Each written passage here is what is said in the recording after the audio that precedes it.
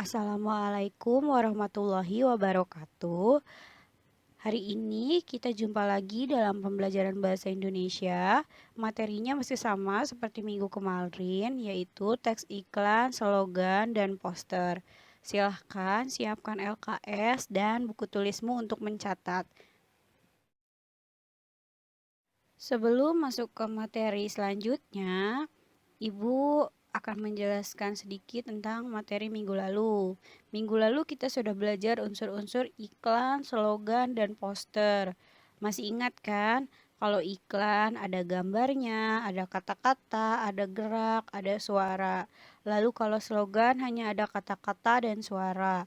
Kalau poster hanya ada gambar dan kata-kata. Nah, itu materi minggu lalu. Yang minggu sekarang, minggu ini kita akan belajar mengenai menyimpulkan pesan dan informasi dalam iklan. Oke, sebelum kalian menyimpulkan pesan dan informasi dalam iklan, kalian harus paham dulu unsur pembentuk iklan.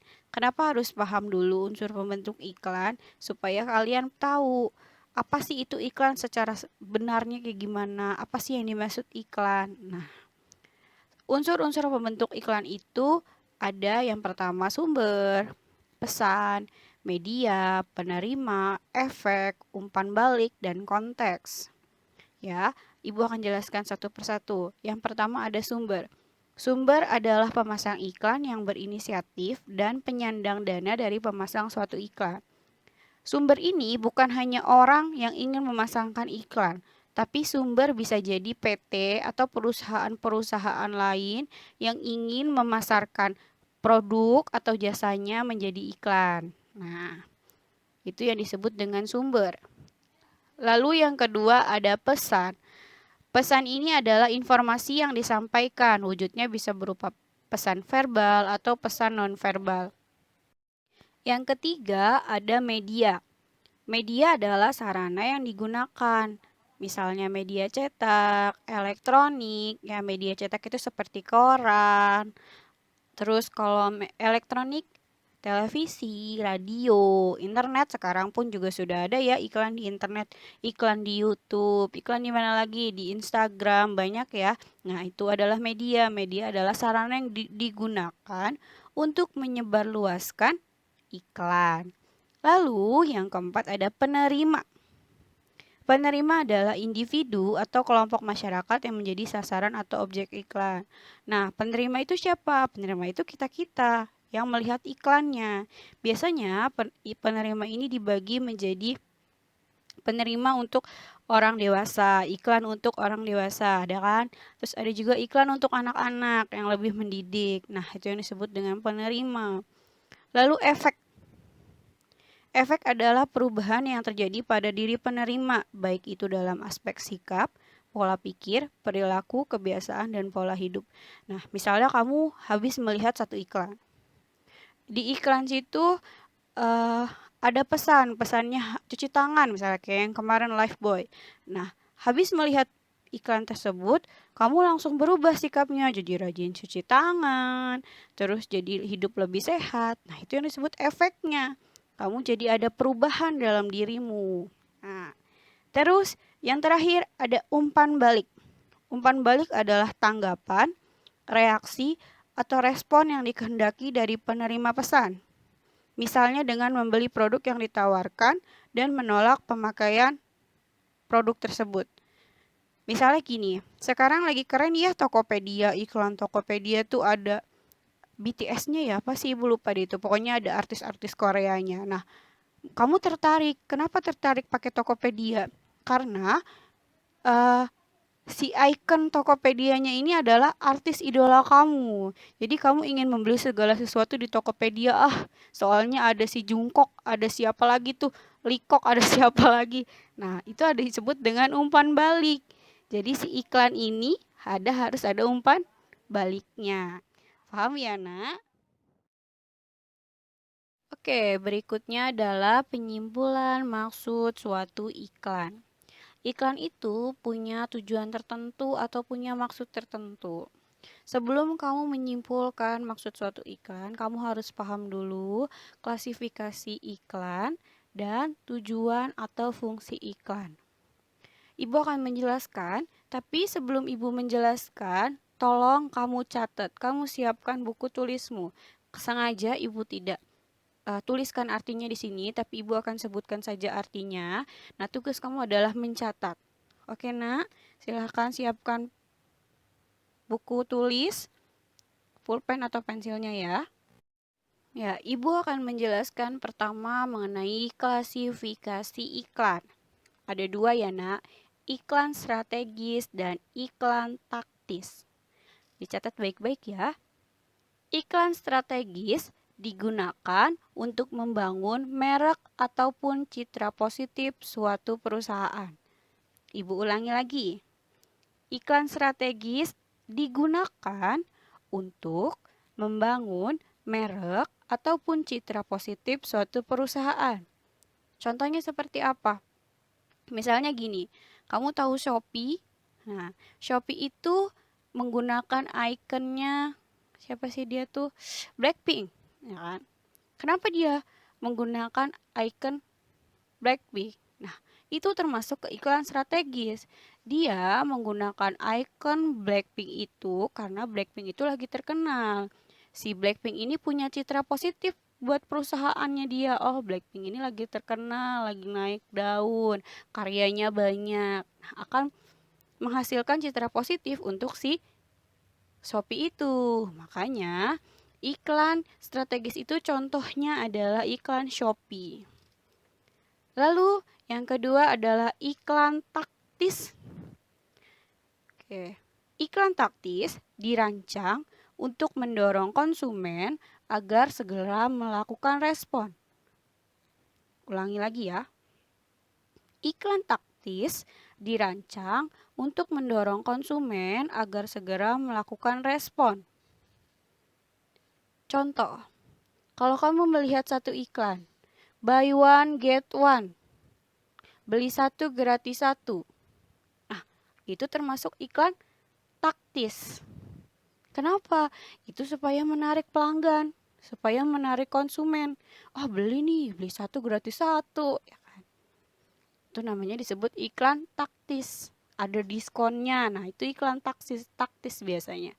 Tapi biasanya iklan taktis itu nggak lama. Jangka waktunya cuma pendek. Misalnya ada bonus 50%, tapi hanya sampai jam 18.00 atau hanya sampai hari ini saja. Nah, itu iklan taktis. Coba kalian cari contoh iklan taktis apa. Tadi iklan strategis ibu udah contohin Shopee. Coba iklan taktis apa yang lagi keren sekarang tuh, yang ada diskon-diskonnya. Coba apa? Biasanya di mall-mall banyak ya. Paham ya, Nak? Berikutnya ada tujuan atau fungsi iklan. Di sini tujuan atau fungsi iklan ada dua. Yang pertama ada fungsi informasional dan yang kedua ada fungsi transformasional.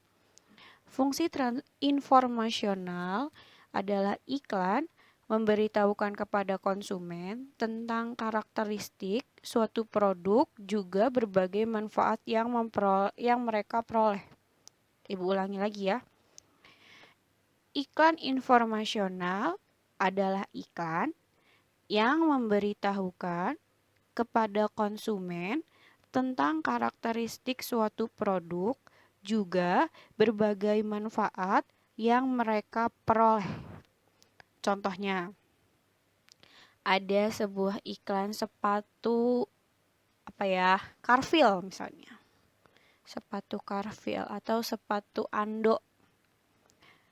Diberitahu tuh sama si yang pemasang iklan sama sumber.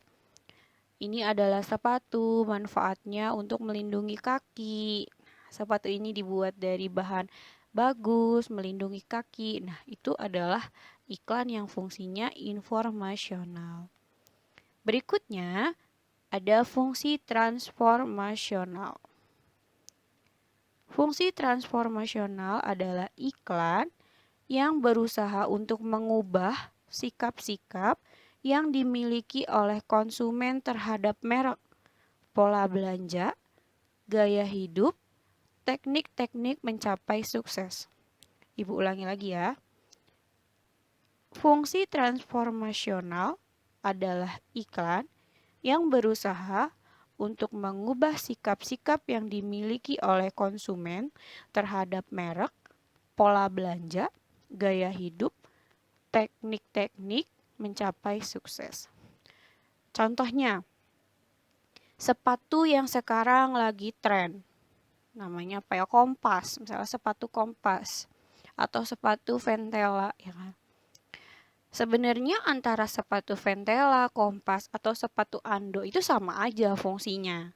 Tapi karena mereknya lebih mahal Kompas, mereknya lebih keren Ventela, jadi si Ando ini nggak laku, si Carvel ini nggak laku. Nah, itulah iklan itu adalah yang disebut dengan iklan transformasional. Jadi konsumen diubah nih sikapnya, yang biasanya pakai Ando terus jadi diubah sikapnya jadi pakai Ventela karena berpikir, wah mereknya lebih bagus nih, wah lebih mahal nih, lebih kece nih gitu. Itu adalah fungsi-fungsi informasional dan transformasional. Paham ya, Nak? Berikutnya menceritakan kembali teks iklan. Dibandingkan dengan teks lain, iklan merupakan teks yang lebih ringkas. Mengapa seperti itu? Soalnya iklan itu hanya memerlukan ruang dan biaya yang sedikit yang harus dikeluarkan. Semakin luas ruang yang diperlukan untuk penayangan, maka semakin besar biayanya.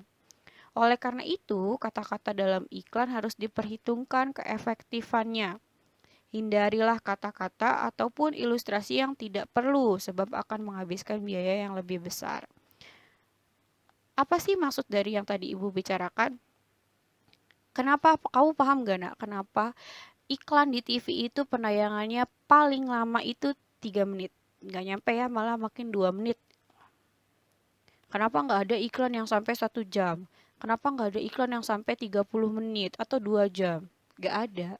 Karena iklan itu bayarnya mahal sama televisi, sama stasiun televisi ya, sama net, sama RCTI, sama Indosiar. Iklan itu bayarnya mahal.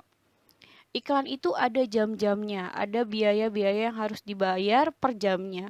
Kalau misalnya jam 6 pagi atau sebelum habis subuh deh, habis subuh jam 5 sampai jam 9 pagi, itu biayanya biasanya lebih murah untuk penayangan iklan.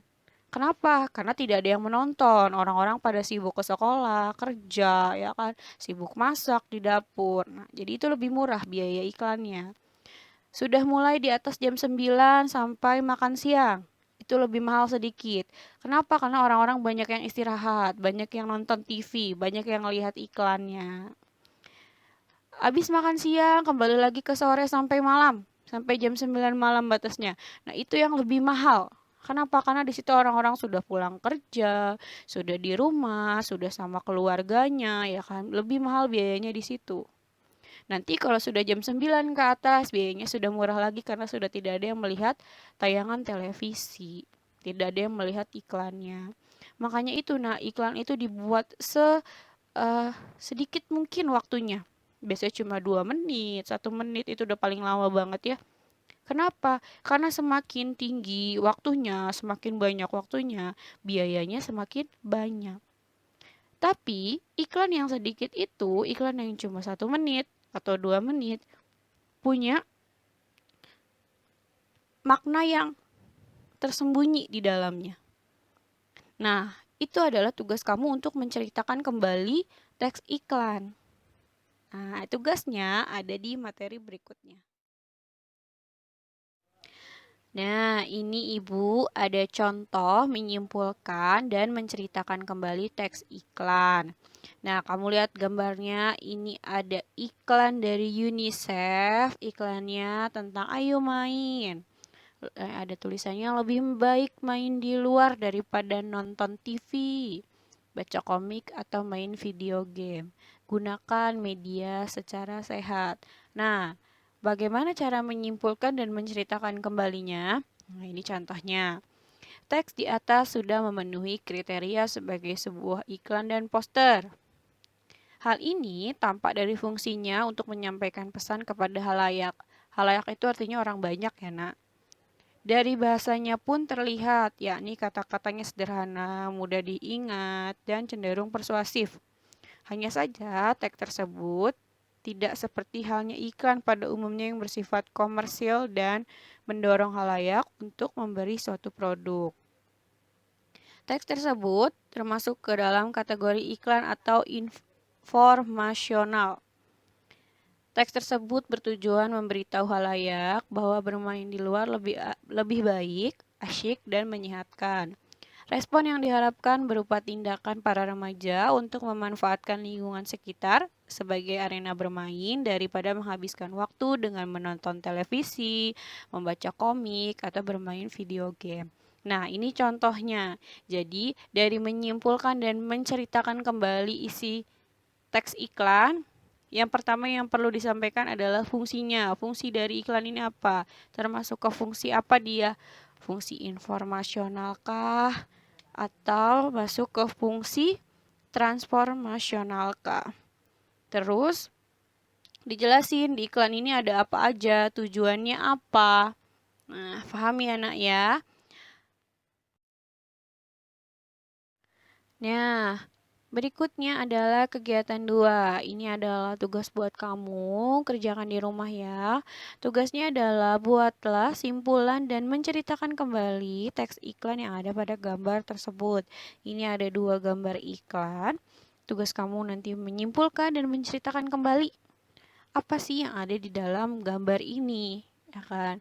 Mana yang termasuk iklan komersil, mana yang tidak, mana iklan yang termasuk fungsi transformasional, mana yang tidak, ya nak. Silahkan dikerjakan. Ibu cukupkan pembelajaran hari ini. Semoga bermanfaat. Jangan lupa kerjakan tugasmu. Assalamualaikum warahmatullahi wabarakatuh.